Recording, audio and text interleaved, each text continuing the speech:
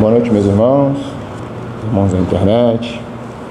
Hoje a gente vai continuar o estudo da rigidez, que é a segunda parte. Mas antes, vamos orar.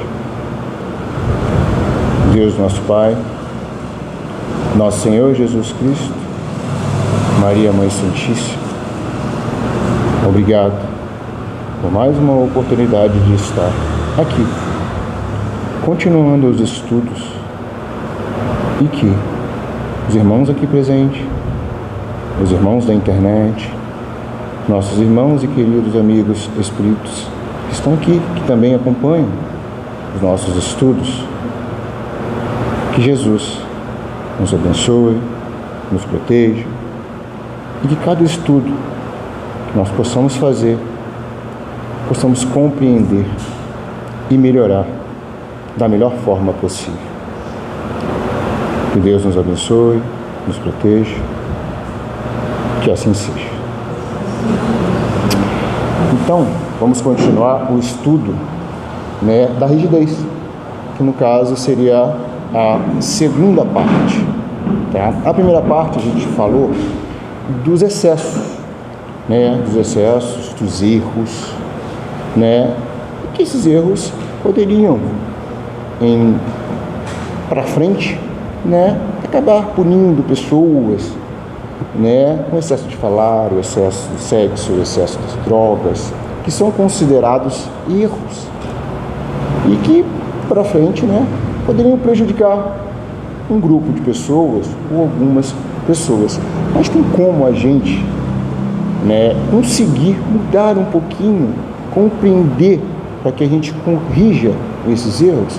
É o que a gente vai falar agora na segunda parte, tá? A segunda parte, a média fala que os erros, eles são inevitáveis, tá? Mas por que eles são inevitáveis?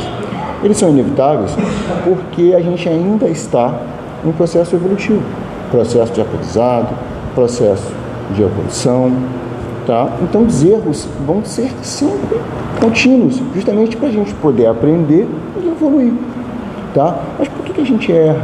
Porque a gente continua às vezes em determinados erros. A gente continua porque a gente ainda não sabe o caminho ainda de fazer o melhor, tá? Ninguém pede para ser infeliz, ninguém pede para ser pior, tá? O que acontece com a gente é que a gente ainda não sabe o melhor caminho de conseguir desfazer esses erros aos poucos, ao longo do tempo, para a gente poder aprender, tá? E isso vai acontecer com as experiências evolutivas.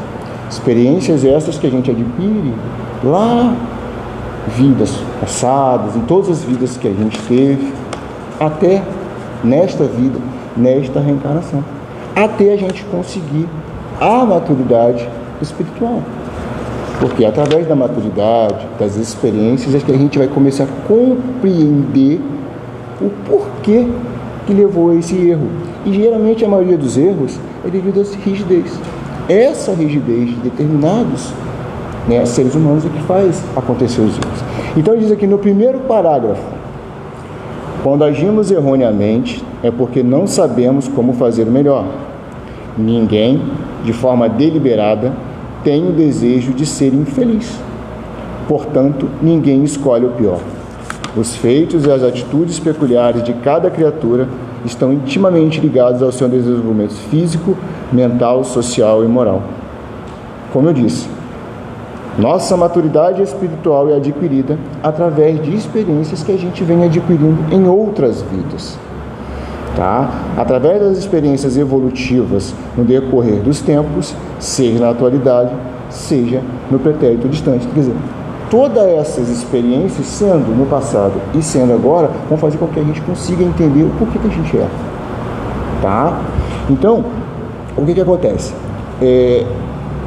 A gente tenta fazer o melhor possível agora, ou em todo momento, o possível para a gente melhorar. Isso acontece de acordo com as percepções e de acordo com o que a gente aprende na escala evolutiva, tá? Então, isso acontecendo de forma com ensinamento, com disciplina, a gente consegue entender e consegue fazer com que esses erros aos poucos sejam compreendidos para que aconteça a mudança. Tá? Então aqui está dizendo no segundo parágrafo: tudo o que fazemos está relacionado com a nossa idade astral. Inquestionavelmente, fazemos agora o que de melhor poderíamos fazer, porque estamos agindo e pensando conforme as nossas convicções anteriores, conforme a gente aprendeu em outras vidas, e ela é gradativa, pois está vinculada às nossas percepções evolutivas. Essas percepções evolutivas é o que a gente consegue perceber e compreender de vidas passadas. O somatório disso tudo vai fazer com que a gente aprenda. Tá? Então o que acontece? Ele diz aqui também o seguinte: aquelas pessoas, aquelas criaturas que são austeras aquelas pessoas que são rígidas, muito rígidas, né? Elas continuam nessa rigidez porque ela ainda não consegue tomar a melhor opção, tá? Ela não consegue ainda encontrar o caminho para melhorar. Então o que ele diz aqui no terceiro parágrafo? As criaturas que agem com austeridade, rigidez, em determinadas circunstâncias acreditam que aquela é a melhor opção a tomar, porque ela ainda não compreendeu, ainda não aprendeu que tem outros caminhos sem ser a rigidez. Porém, quando o amadurecimento conduzi-las, o amadurecimento, o aprendizado, conduzi-las a ter uma melhor noção a respeito dos relacionamentos humanos, elas assimilarão novas maneiras de se comportar e passarão de agir de formas coerentes com o seu novo entendimento. Esse novo entendimento é o aprendizado que ela vai adquirir assimilando esses conhecimentos, tá? A concepção de bem, a concepção de ajudar, de bem, tá? Ela vai vir de acordo com o seu desenvolvimento espiritual, quer dizer, de acordo com a sua maturidade, tá? Então ele fala o seguinte: um exemplo de rigidez, que isso já vem de muito tempo, a pena de morte. A pena de morte, na verdade, é o quê? É quando a gente julga aquela pessoa pelos seus erros e aquela pessoa é sentenciada à morte. Mas entenda o seguinte: ele sentenciou a morte do corpo físico, mas o corpo espiritual ainda continua existindo. O que ele fez? Aquele algoz, aquele que julgou porque ele cometeu um erro, empurra esse problema para onde? Para o plano espiritual. Aí sabe o que acontece? Aqueles seres que foram condenados por um grupo de pessoas ou por uns simplesmente, acabam se encontrando, e acabam não entendendo por que ele foi assassinado, por que ele foi morto.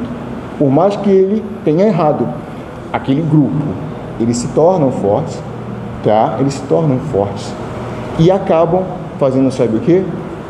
Do plano espiritual, acabam, vamos dizer assim, obsediando aqueles que estão aqui ainda no plano material.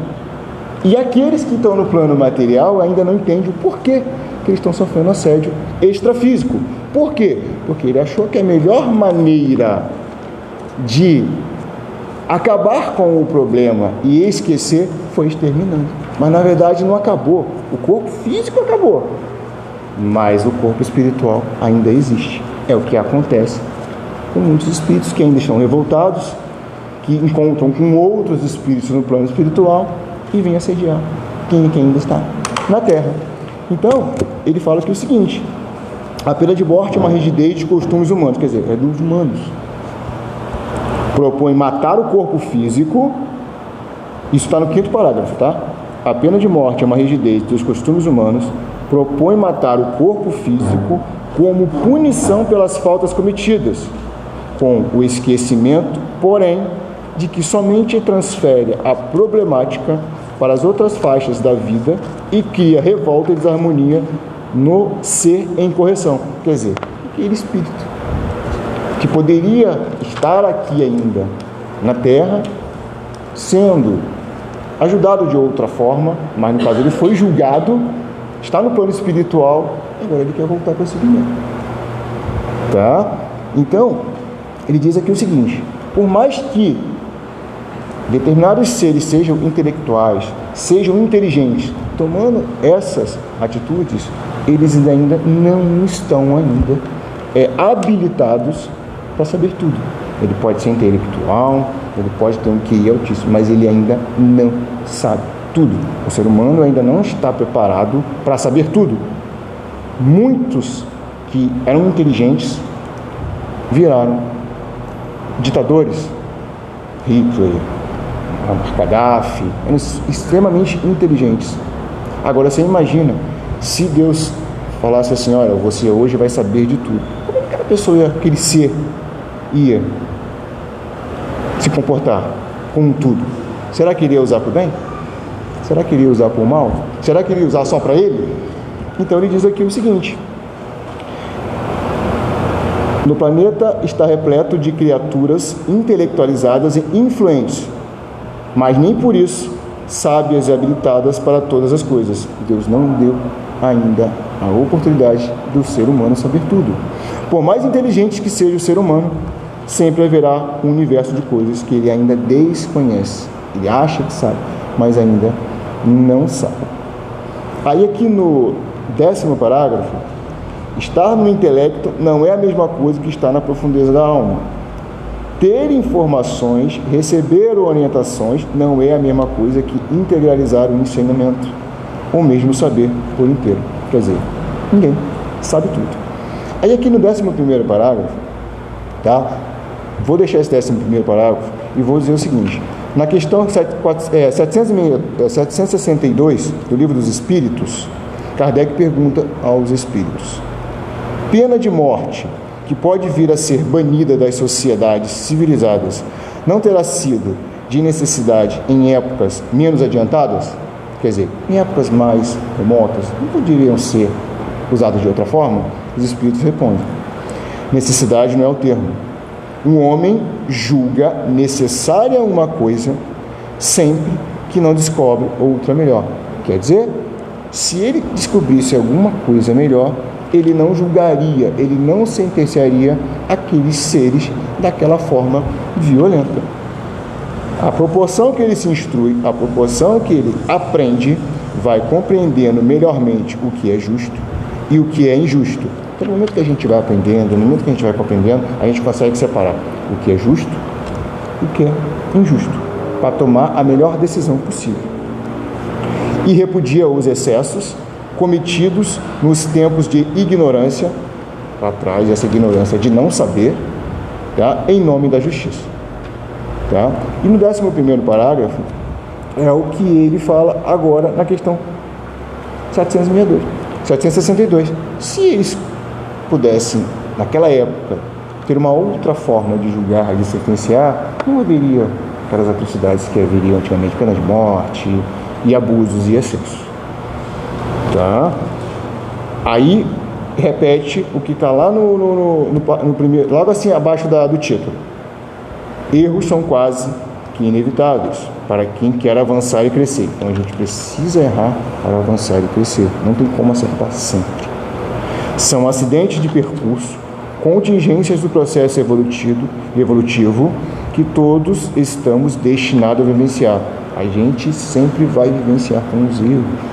Nós, em outras vidas, em vidas passadas, nós também erramos. Continuamos, erramos alguma coisa nessa? Sim, continuamos, erramos. Mas não é por isso que as pessoas vão nos julgar por nossos erros. Não é por isso que vamos recriminar por nossos erros. Errou a primeira, tenta corrigir de outra forma, errou a segunda, até a pessoa tomar o conhecimento e ver o porquê que está errando. Mas julgar, julgar com violência, julgar porque a pessoa errou, desnecessariamente, porque tem outras formas. Tá? E ele fala o seguinte: Deus permite que o erro interaja no nosso caminho. É lei de Deus o erro. Aliás, ele faz parte de nossas condições evolutivas, para que possamos aprender e assimilar as experiências da vida. Está na lei de Deus, os erros. É normal, é lei de Deus. O que acontece? Acontece muito hoje, até que o Léo estava falando aqui agora no estudo, que é o seguinte: se eu tenho, por exemplo, eu não posso pegar esse lápis e botar assim, porque vão chegar para mim e vão falar assim: olha, Deus vai te castigar porque você botou esse lápis assim. Se falassem isso para mim, temos uma opinião, eu perguntaria o seguinte: qual Deus? Mas como assim qual Deus? Se existe um? Não. Do momento que você está falando para mim, existe dois. Mas que Deus que você está falando? O Deus dos homens. Porque o Deus dos homens pune, o Deus dos homens, criado pelos homens, ele castiga, ele julga, ele faz com que a pessoa se sinta diminuída. Esse Deus é dos homens. Porque o Deus, que é o nosso Criador, nosso Pai, que ele criou tudo do nada, esse Deus ele não julga. Esse Deus, ele não perde tempo com essas coisas humanas. Sabe por que eu estou falando isso? Porque é o seguinte, em vidas passadas, em outras vidas que nós tivemos, todos nós, tá? Claro, tem pessoas que acreditam na unicidade da existência, acham que essa vida é a última e acabou, mas quando chegar lá tem uma surpresa. E tem as pessoas que acreditam na pluralidade das existências, que é o quê? As vidas que a gente teve até essa reencarnação. Por que eu estou falando isso? Porque o que acontece? Deus nos criou simples, ignorantes de saber, sem saber, justamente com os erros, para que a gente possa evoluir e aprender. Então, o Deus que criou do nada o tudo, dentro desse tudo está a gente. E a gente é passível de erro. Por quê? Nós estamos encarnados. Até quando a gente desencarna, nós continuamos sendo espíritos errantes. Porque a gente ainda vai aprender para evoluir. Então, o Deus que julga não é nosso Deus. O Deus que julga é Deus dos homens. O Deus que nos criou e nos fez, esse sim, jamais vai julgar, jamais vai castigar. Sabe por quê? Porque mesmo diante de nossas faltas e nossos erros em vidas passadas, o que ele fez? Ele deu oportunidade para que a gente continuasse uma nova chance. E qual é a nova chance? A reencarnação. Cada reencarnação é uma chance que a gente tem de reparar os erros. Cometemos faltas? Claro, normal. O ser humano é falível, não é infalível. E por que eu estou dizendo isso? No penúltimo parágrafo, ele diz assim: Deus não condena ou castiga ninguém, mas o oposto. Institui leis harmoniosas, justas, nos conduzirão fatalmente à felicidade plena, apesar das nossas faltas e desacertos. Mesmo a gente tendo faltas, desacertos, ele vai proporcionar a gente felicidade. Então, cada reencarnação que a gente tem é uma oportunidade, mesmo a gente não lembrando do que a gente fez em outras vidas. Até nisso ele é justo com a gente. Coloca o véu, esquecimento, para que a gente não lembre, porque a gente não ia conseguir suportar o que a gente fez para trás. Então, esse Deus é o Deus que nos criou, não Deus que julga. Aí, no último parágrafo, ele pergunta assim: por que então usar a rigidez perante os acontecimentos da vida? Se a gente for reparar, o que eu falei agora tem tudo a ver com o que realmente falou para trás. Deus nos deu a oportunidade, mesmo diante de nossas faltas, dos nossos erros, mas não usou de forma punitiva, não julgou. Ele apenas usou de uma outra forma para nos ajudar a melhorar. Por que então usar a rigidez perante os acontecimentos da vida? Por que a gente tem que ser rígido? Por que às vezes a gente não pode refletir um pouquinho? Falar assim, para que isso tudo? Para que ser rígido? Né? Por que aquele que é considerado rígido é o famoso 880? Por que ele não pode se transformar 8 até 80? Porque o 8 até 80 existe um espaço, e esse espaço é o espaço do compreendimento, em ele perceber que aquela rigidez está fazendo mal para ele e mal para o outro. Então, em determinados momentos, precisamos ser rígidos em algumas formas? Claro, mas quer dizer que nós precisamos ser pegar a nossa personalidade e mudar? Não, a personalidade é de cada um. Não precisamos mudar a personalidade. A gente não precisa ser volúvel, a gente só precisa ser flexível. Então a mensagem que a Hamed dá é o seguinte: nem sempre podemos ser rígidos o tempo todo. Temos que ser flexíveis, deixar de ser 8 e 80 para ser 8 até 80, ou 1 até 100.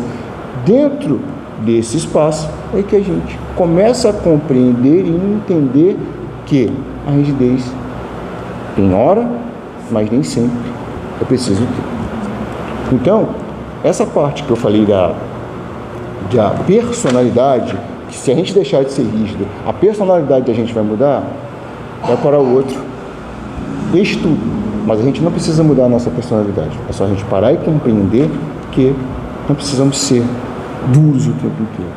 Podemos usar de outra forma, sem julgar o outro, sem julgar pelo erro. Se você errou, vamos tentar consertar. Até aquela pessoa compreender e ver que realmente ela não estava conseguindo. Que é diferente do que acontece. Não todo mundo, não todos os homens, não é assim. Nem todas as pessoas são assim, não estou generalizando. Mas julgar pelo erro não é o caminho. Ensinar, sim. Conscientizar, sim.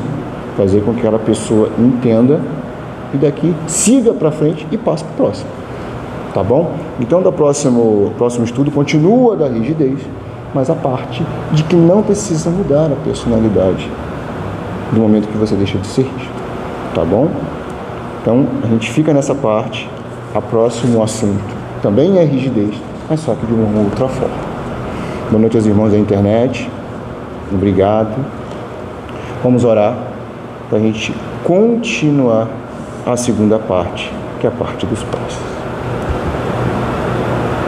Deus, nosso Pai, Criador de tudo e de todos, obrigado por esse entendimento, que nós possamos, não sou eu que falo, mas todos nós, possamos compreender que possamos ser flexíveis em determinadas horas e momentos, possamos ser firmes em outros, mas que possamos compreender que determinadas situações podemos contornar de uma outra maneira, não de uma maneira punitiva, não de uma maneira rigorosa, não de uma maneira de julgar e de se conscientizar e ajudar aquele que não está conseguindo.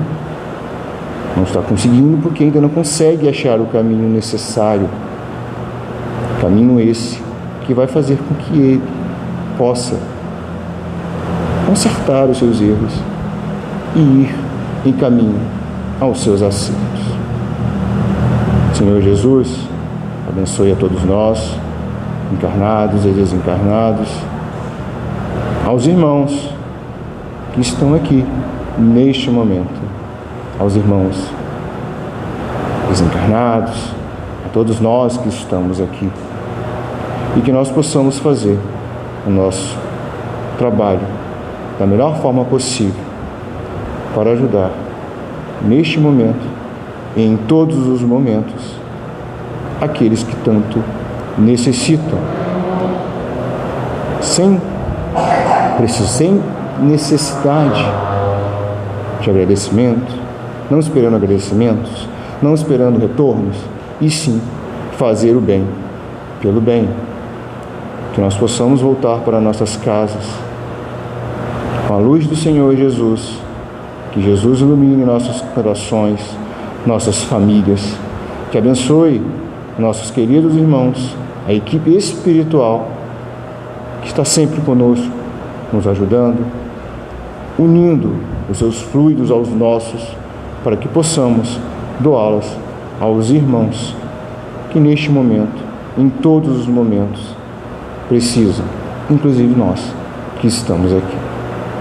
Obrigado, Senhor Jesus, que nos abençoe nossos mentores espirituais, aos irmãos espíritos que estão aqui e aqueles que também, de alguma forma, de acordo com os seus conhecimentos ainda, possam melhorar de alguma forma, sendo orientado pelos irmãos que estão sempre à ajuda e disponível para que todos nós possamos seguir o melhor caminho. Obrigado. Que assim seja, Senhor Jesus.